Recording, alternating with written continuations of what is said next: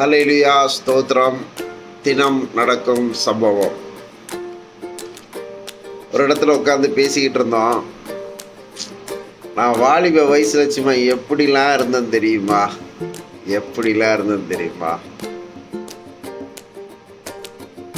எங்க அப்பா ஒரு பெரிய தொழில் பண்ணாங்க. அவங்க படிப்பறிவு கிடையாது.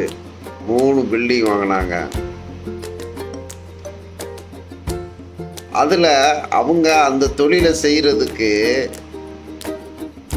தொழில் மேலே உள்ள கருத்து, போராட்டம், நல்லொழுக்கத்தில் முன்னேறினாங்க. நாங்கள் ஜாலியாக இருந்தோம், அந்த சொத்தை காப்பாற்றிக்க முடியல அப்படின்னாங்க. நாங்கள் ஜாலியாக இருந்தோம், அந்த சொத்தை காப்பாற்றிக்க முடியல. அப்பா மறைவுக்கு பின்னாடி நாங்கள் எல்லாம் சண்டையை போட்டு பீஸ் பீஸாக அந்த சொத்தெல்லாம் போய் இன்னைக்கு நாங்கள் கஷ்டத்தில் உட்கார்ந்துட்டு இருக்கோம் அப்படின்னா வேதம் சொல்கிறது, காதுள்ளவன் கேட்க கடவுது.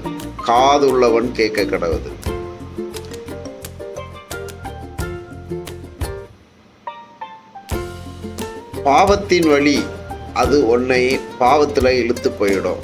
பாவம்னா என்ன?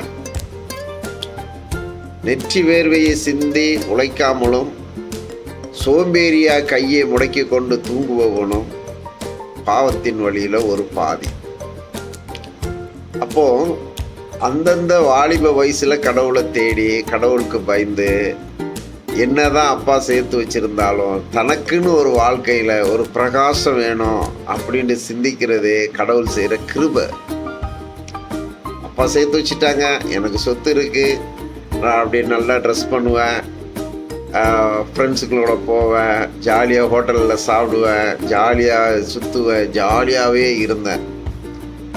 அப்பா செய்து வந்த கடினமான தொழிலையும் அந்த கடினமான தொழிலை மேன்மையாய் பணம் அதிகமாக வரக்கூடிய சூழ்நிலையும் உருவாக்குனதை நான் உருவாக்கவில்லை.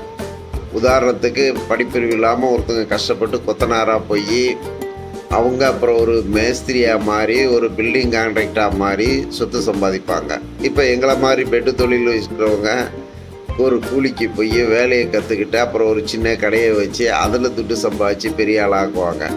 இப்படி ஒவ்வொரு தொழிலும் சிறு தொழிலில் பெருமையோட போராட்டத்தோடு செய்யும்போது அவங்க பிள்ளைங்க அந்த தொழிலை பொறுப்பாக எடுத்து நடத்தி போராடினாங்கன்னா அந்த தொழில் பெரிய நிறுவனமாக மாறும். அவங்க கஷ்டப்பட்டு சம்பாதிச்சதை நாங்கள் பிள்ளையாக பிறந்துட்டோம், நாங்கள் வாழ்க்கையில் தான் அனுபவிப்போம்னு சொல்லி வர்ற மனைவிகளும் சரி, பிள்ளைகளும் சரி, தங்கள் வாழ்க்கையை ஜாலியாக யூஸ் பண்ணும்போது எதை விதைக்கிறோமோ அதை அறுவடை செய்வோங்கிறது தான் உண்மை. அப்போ ஒவ்வொரு மனுஷனும் கடவுளையும் தேடணும், ஒவ்வொரு மனுஷனும் தனக்குன்னு ஒரு உயர்வை தேடணும், ஒவ்வொரு மனுஷனும் தனக்குன்னு ஒவ்வொரு பேரை நாடணும், அவனே உயர்த்தப்படுவான். அப்போ எல்லா மனுஷனும்